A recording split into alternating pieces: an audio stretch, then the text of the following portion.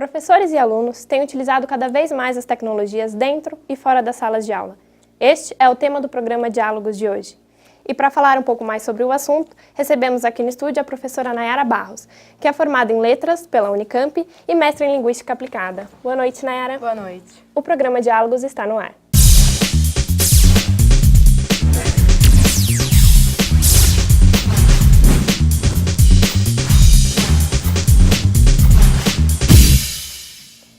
Em uma escola, em Itatiba, os alunos já substituíram o papel e a caneta pelos aparelhos eletrônicos, como vemos na reportagem a seguir. Símbolo da diversão e do lazer, a internet assume nos últimos anos mais uma função, a de auxiliar o professor na sala de aula. Nas mãos de um jovem ou de uma criança, a tecnologia está cada vez mais presente na vida do estudante brasileiro, e os especialistas mostram que esse uso vai se intensificar. Eu acredito que em 5 anos, quem não deixar entrar a tecnologia pela porta vai entrar pela janela. A escola não vai conseguir mais fazer uma barreira como ela sempre fez, defender os ideais, né? É uma necessidade, é poder atingir a moçada que hoje está carente disso. Uma pesquisa realizada em julho deste ano pelo Comitê Gestor da Internet do Brasil mostrou que 46% das escolas brasileiras utilizam computadores e internet dentro da sala de aula para interagir com os alunos, um aumento de 10% em relação ao ano de 2012. Isso aconteceu também com os tablets e iPad, que deu um salto de 2% para 11% dentro das escolas. Os educadores já percebem o potencial dessas ferramentas e procuram levar novidades para a sala de aula. A professora de língua portuguesa explica por que é fundamental a tecnologia. A gente não pode negar que a realidade deles cada vez mais caminha para buscar informação dentro do mundo virtual. Então, se nós dermos os instrumentos necessários para ele buscar e construir conhecimento, tanto melhor, porque é esse material que ele vai ter no dia a dia dele. Quando se trata de novas alternativas para agradar a geração internet, já existe um consenso entre os educadores. Não adianta ir contra a maré dos fenômenos das redes sociais. Mas é preciso cuidado para não misturar as fronteiras do real e do virtual. O bom usuário da língua é aquele que usa a variante linguística adequada ao contexto de produção. Então, não é pecado algum ele usar abreviações no WhatsApp ou na rede social, desde que ele não traga isso para a sala de aula. Professora, nós vimos na matéria crianças em processo de formação de linguagem mais acostumadas com a própria tecnologia do que com a linguagem, ainda em processo de formação. Como você acredita que nos dias de hoje se dá o processo de formação da língua? Bem, primeiro a gente tem que diferenciar o que é língua de linguagem, né? A linguagem é o processo pelo qual a gente produz a fala, né? A nossa capacidade, inclusive biológica, de produzir a fala. E a língua é por onde a gente consegue produzir comunicação, na verdade, né? Por isso a gente tem línguas diferentes. No processo de formação de linguagem, particularmente, eu acho que independe da tecnologia nesse caso, porque enquanto a criança está em domínios sociais diferentes, ela vai se adaptar ao contexto em que ela está, né? Com 5 ou 6 anos de idade, ela vai entrar aí na escola, mas mesmo assim vai estar interagindo com os amigos, com os familiares, né? Os amiguinhos, e isso vai se adequando à medida que ela envelhece, que ela vai passando por esses processos. A tecnologia, na verdade, ela entra aí como coadjuvante, mas ela não é determinística para a formação de linguagem. Perfeito. E você acredita que com todos esses recursos disponíveis, o processo se modifica? Ele se altera com o tempo? Então, assim, entra uma nova tecnologia, o processo já é diferente. Antes a gente aprendia sublinhando os traçados na apostila, e hoje já não é mais dessa maneira. Então, assim, de que maneira você acha que isso altera a linguagem em si?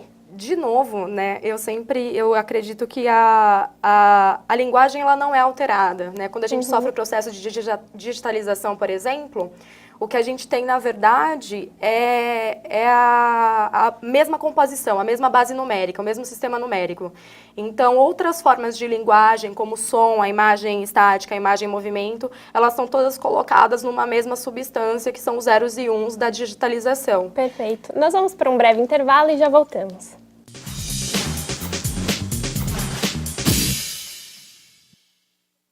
Todo mundo tem um amigo especial.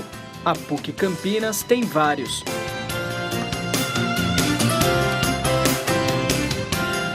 No CIAD, jovens e adultos deficientes da comunidade recebem auxílio para uma formação profissional e humanista. O CIAD fica no Campus 1 da PUC Campinas. Para mais informações, ligue 3343-7116. Desde 1972, a Clínica de Fonoaudiologia da PUC Campinas está de portas abertas para a comunidade.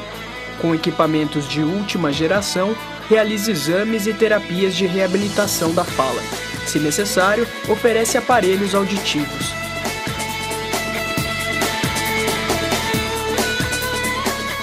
Mais informações pelo telefone 3343-6843.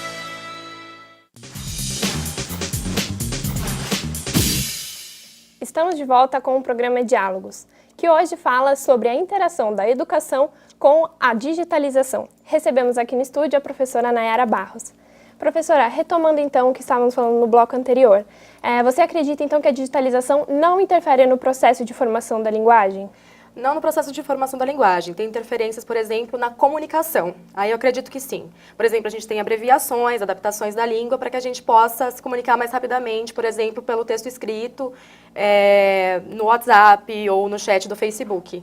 Mas a linguagem em si, né, a nossa linguagem natural, ela evolui, muda, se desenvolve, se altera independentemente da tecnologia. Quanto à digitalização, de novo retomo a questão de que a digitalização nada mais é do que sustentar sobre uma mesma base numérica diferentes módulos, né? Tanto som, imagem estática. Então, na verdade, o que acontece é que a linguagem natural ela é reduzida, na verdade, a zeros e uns, que é o mesmo sistema artificial e numérico que fica, na verdade, do lado de lá da tela. Uhum. Perfeito. Além da educação, o processo de digitalização também interfere na vida profissional das pessoas que já formaram a língua. Para falar um pouco mais sobre esse assunto, nós estamos no link com a nossa repórter Mineia Fantin. Boa noite, Mineia. Boa noite, Gabriela. Segundo dados divulgados em junho pelo NUB, que é o Núcleo Brasileiro de Estágios, a cada 10 candidatos que participam de processos seletivos para empresas, 4 são eliminados por erros de língua portuguesa. E para falar sobre esse assunto, eu estou aqui com a Keila Viana, que é recrutadora de RH numa empresa de Itu. Keila, qualquer tipo de erro de língua portuguesa já pode eliminar o candidato? Isso tem muito a ver com o perfil da vaga que está sendo contratada. Para os níveis estratégicos, é cobrado um nível de conhecimento maior da língua portuguesa. Já para os níveis de produção, aceita-se mais erros de português. E Keila, quais são os erros mais comuns que os candidatos cometem? Nós vemos muitos erros de conjugação verbal, erros de... Às vezes ele acaba ficando nervoso e ele sabe como falar aquela palavra, ele sabe como conjugar o verbo, mas ele acaba se confundindo no momento. Esses processos aí de erros, eles ocorrem somente verbalmente ou também escrito? Tanto verbal quanto escrita. Hoje em dia, o que influencia muito é o uso de redes sociais. Eles estão acostumados a colocar abreviações, a escrever palavras erradas nas redes sociais. Isso acaba sendo utilizado também nas provas que eles fazem, nas redações. E, Keila, você considera que esses erros de português, eles vêm mais pela falta de leitura do brasileiro ou pelo uso das redes sociais?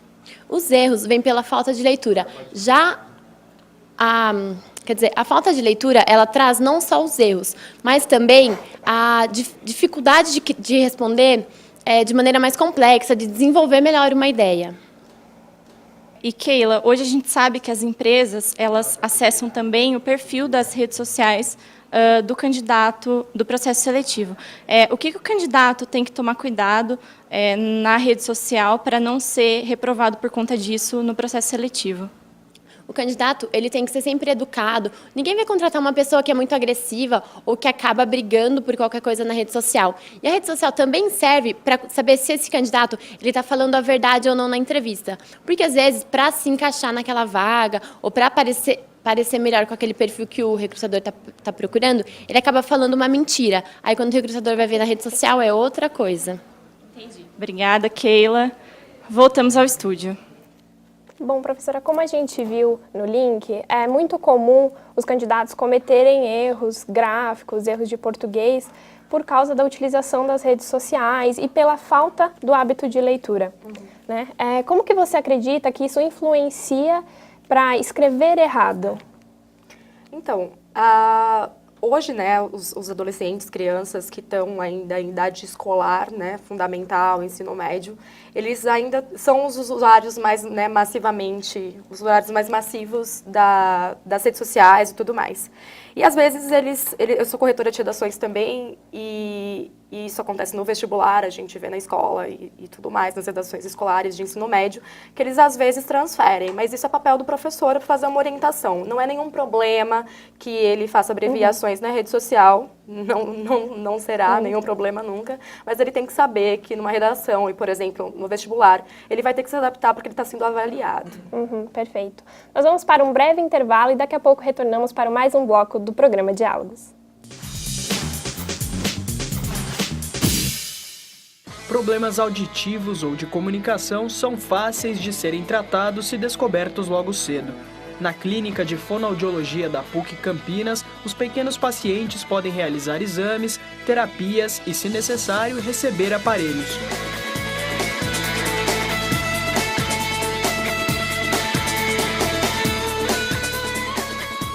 Mais informações pelo telefone 3343-6843.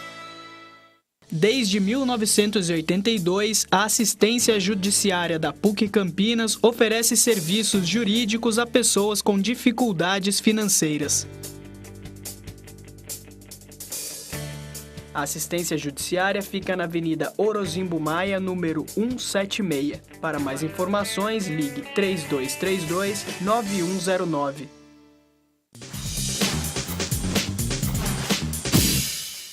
Estamos de volta com mais um programa Diálogos, que hoje fala sobre a importância das tecnologias no processo da educação. Não são apenas só as escolas que estão inteiradas no processo da tecnologia.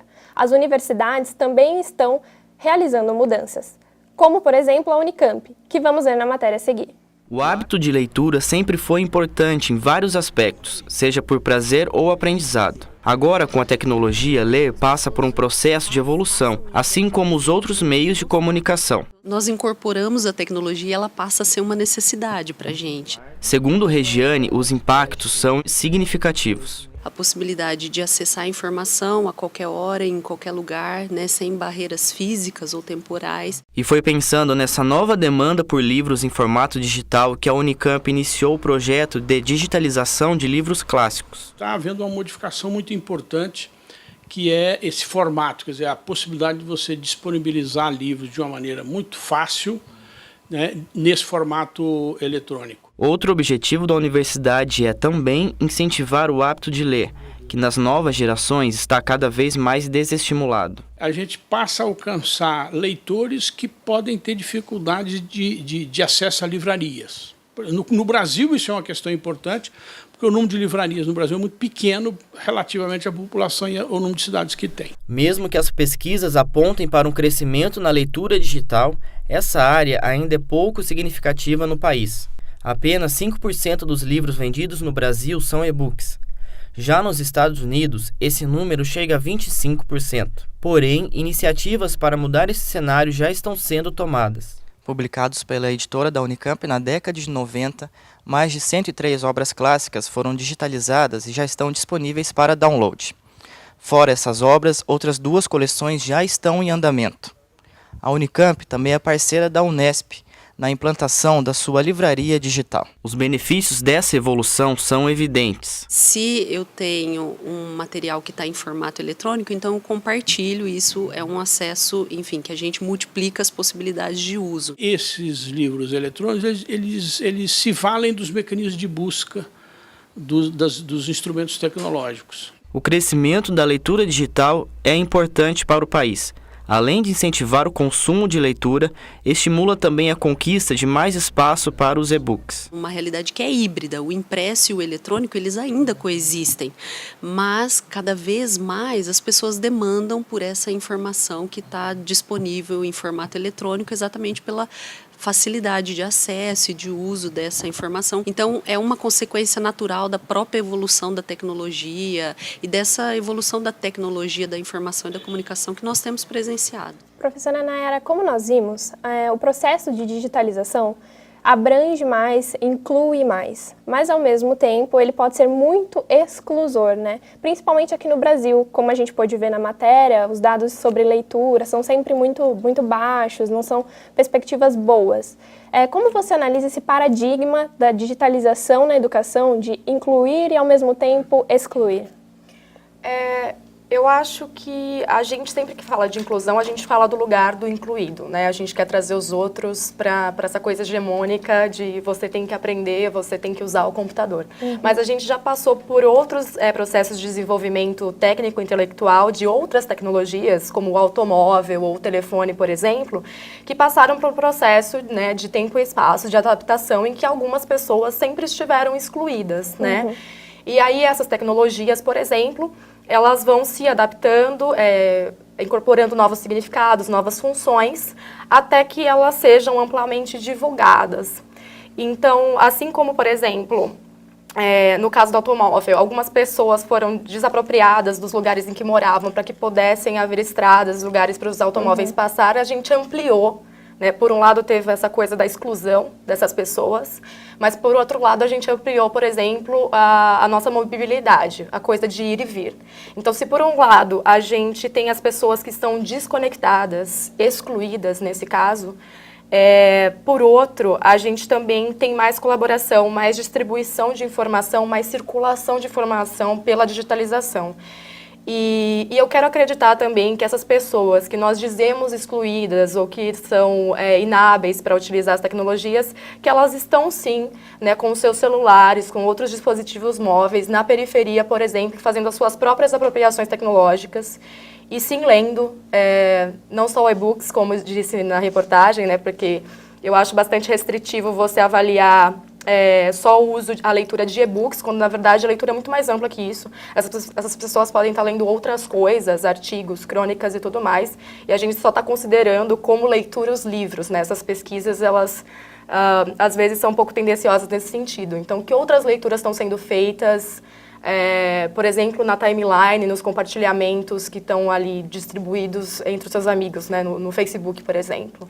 Então, eu acho bastante restritivo dizer que a leitura, né, essa inclusão digital ou exclusão digital, ela acontece assim, de forma tão bipolarizada, né? Se a gente pegar uma tecnologia ainda relacionada à linguagem, quando a escrita ela foi inventada, né? A invenção da escrita, na verdade, o registro, ela permitiu a circulação e a massificação do conhecimento também, né? Se eu tenho a coisa escrita, eu tenho uma memória daquilo e aquilo circula mais.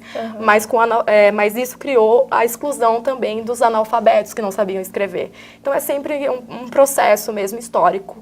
E eu acredito que as pessoas vão se adaptando, os significados vão se acomodando nisso, mas não sem embates, não sem conflitos. Perfeito. Professora, gostaria de agradecer a sua presença. E mais um programa Diálogos chega ao fim. Até a próxima!